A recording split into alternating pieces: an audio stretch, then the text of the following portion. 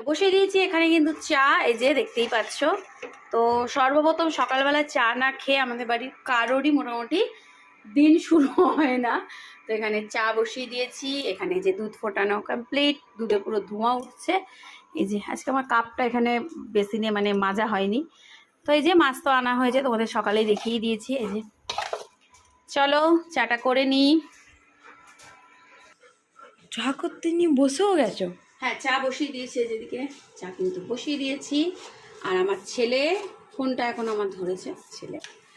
তো চলো কি বলবো আর, সকাল সকাল চা না খেলে আমাদের তো কারোর দিনই শুরু হয় না, সে বাচ্চা বলো আর যাই বলো। তো চলো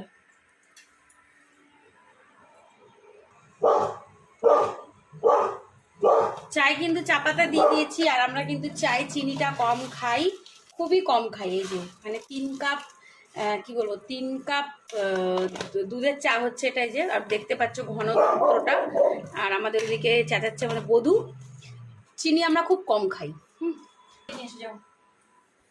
এই যে চেন্ডি নাই।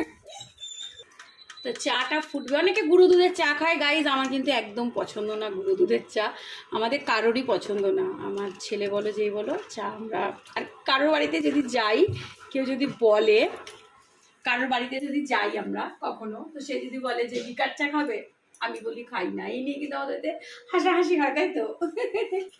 এই নিয়ে কিন্তু হাসাহাসি হয়, কারণ সবাই তো আবার অনেকে দুধ চা খায় না। আর দুধ চা খেলেও এইভাবে কেউ করে নাই, দেখো এত সুন্দরভাবে আমার মতন, আমি মনে করি আমার মতন চা কেউ এইভাবে খায় না। চলো